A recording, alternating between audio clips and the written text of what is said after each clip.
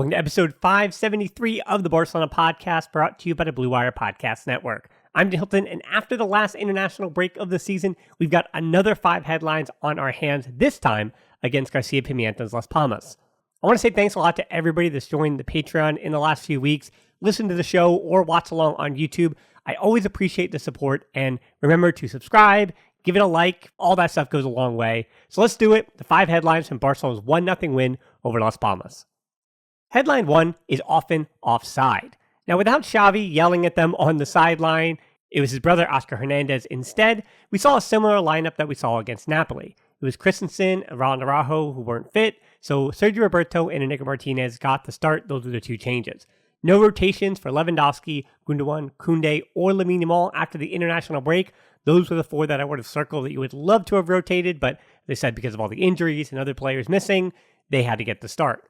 No João Araujo, by the way, for Las Palmas, due to both the fear clause against the parent club and an injury he sustained with Mexico over the international break. It is unfortunate, too, because he has had a rough last month or so after playing really well for the first half of the season. So I was interested in seeing him, but not in this one. That means that I do have to watch an entire other game when he comes back into the first team for Las Palmas. But even with João Araujo not in their lineup, it was still a quite familiar Las Palmas side. Mika Marmol, Munir, Sandro, and then the left back Sergi Cardona and the goalkeeper Alvaro Valles have both been linked to Barça this season. So this is a team that I've also watched them a bunch this season because even though for the first half of the year they didn't score a lot of goals, I really like the way that Garcia Pimienta's team play. They're just enjoyable. I don't want to say that it's favoritism because of all these Barcelona connections, but I do just enjoy the way they play, even if the level isn't as high as even a Girona was for so much of this season.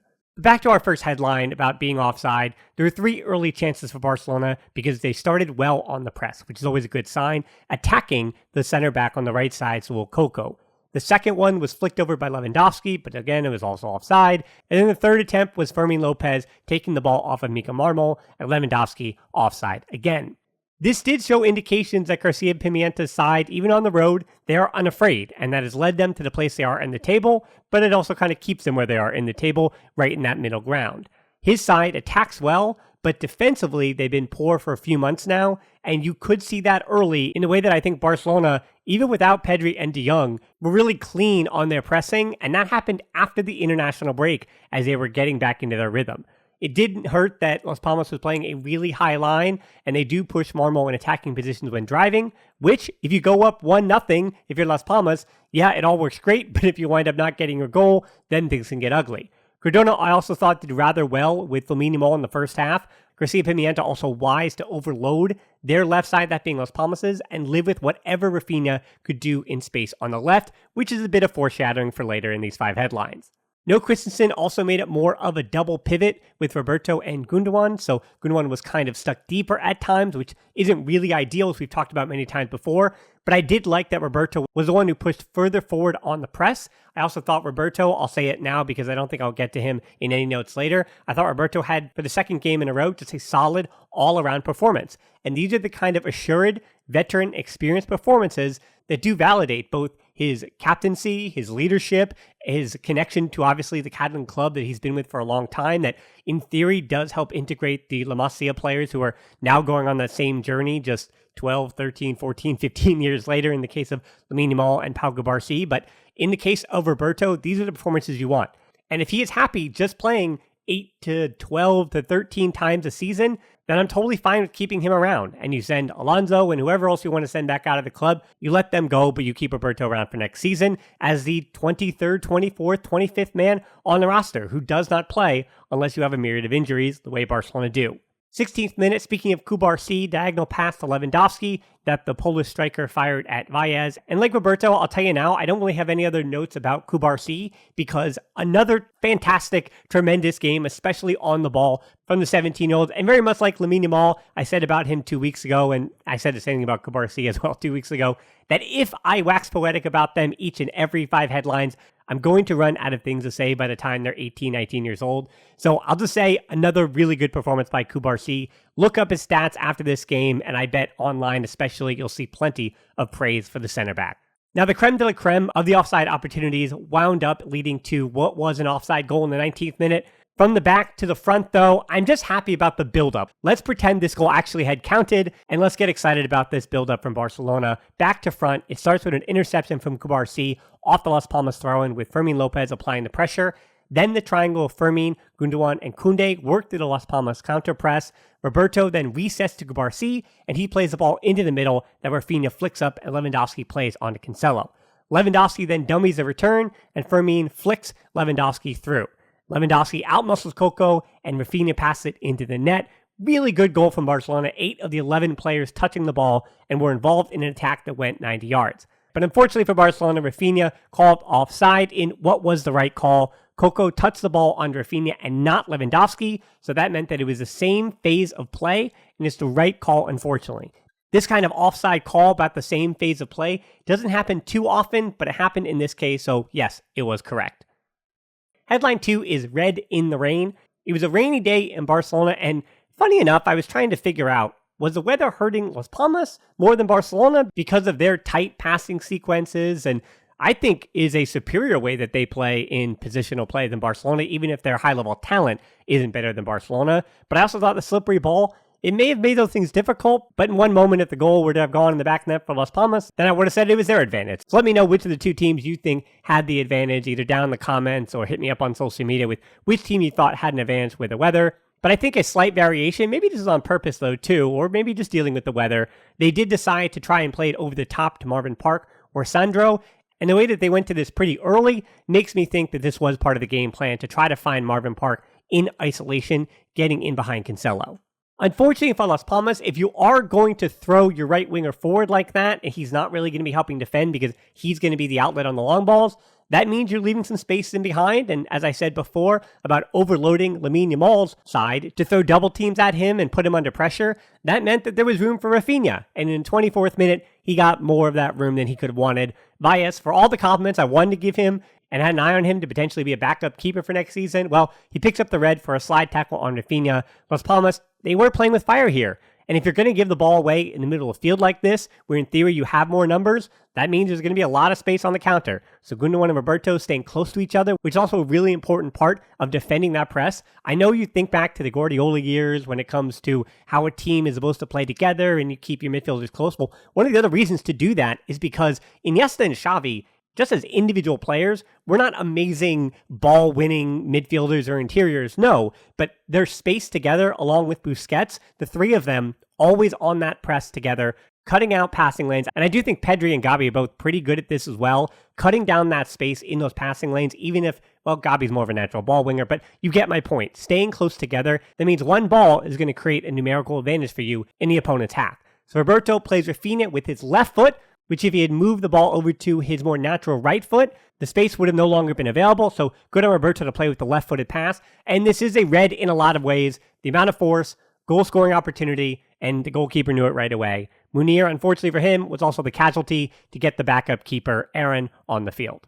Working through that first half, 32nd minute, Cardona fouled Lamine Yamal, wasn't called, then stood him up a moment later, so highs and lows with that matchup. Neither Cardona or Lamine Yamal played great, and neither played poorly either. 35th minute, should have been a goal here. Cancelo crossed into the head of an informed Lewandowski. Perfect cross, but Lewandowski may have lost it behind the leaping Coco, and it hit his shoulder, then hit the underside of the crossbar, so no goal there. 45th minute, though, that was the best chance of the first half. Raphinha coming into the space at the top of the box. Well worked by Gundogan, Cancelo, and Raphinha.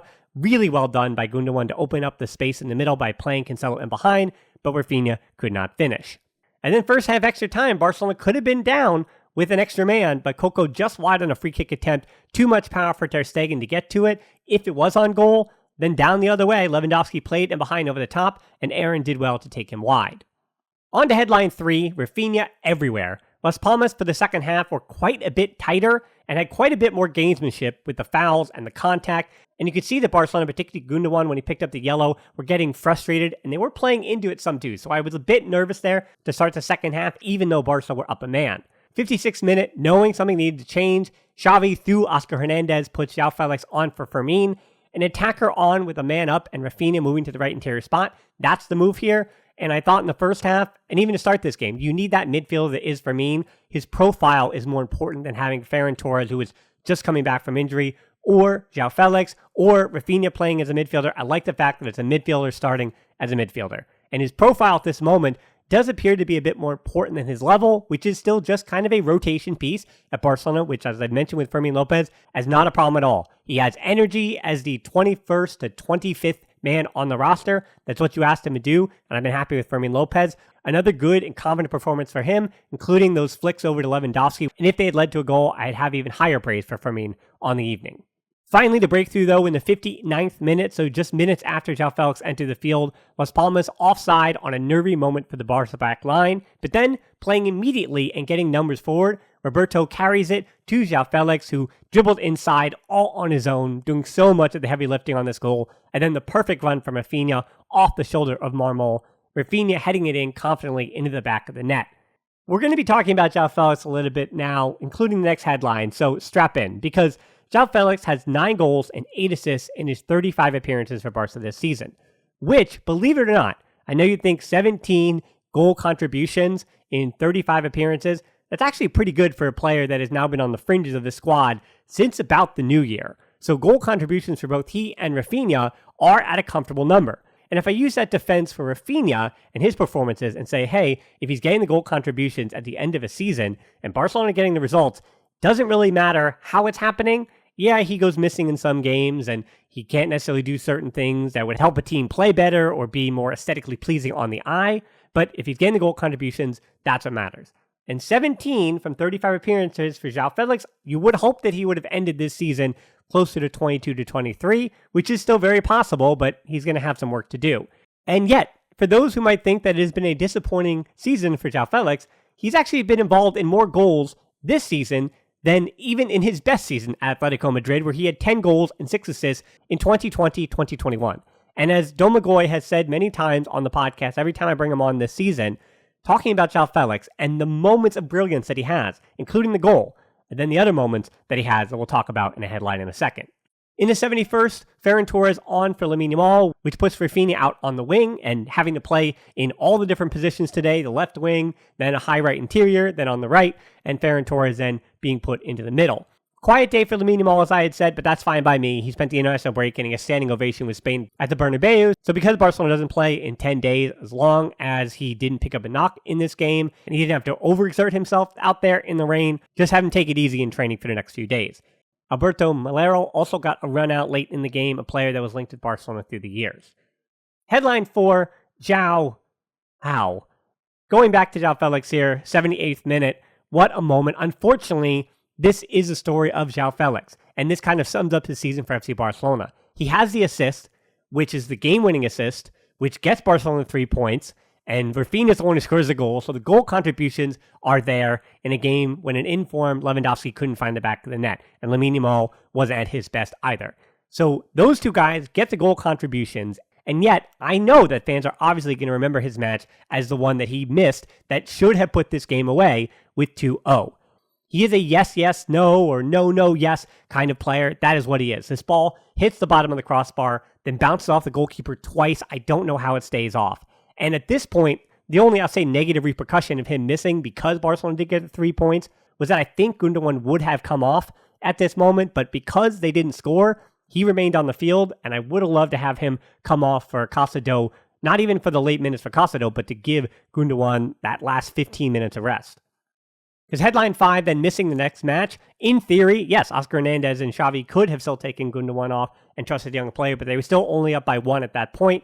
Instead, 80th minute, they trust Oriol Romeu and Vitor Roque on for Roberto and Lewandowski. And Lewandowski getting himself a yellow by walking super slowly to sub off. And now he'll miss Cadiz, which the way that Cadiz has been playing, it's not that big of a deal. I think Barcelona should still have the talent.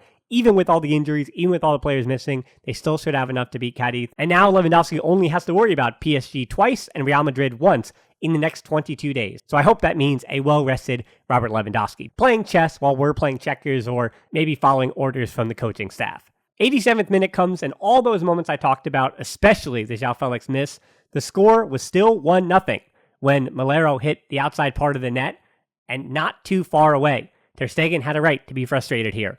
Romeu was turned inside out, and pretty fortunate that Barcelona were still up 1-0 after he struck the ball.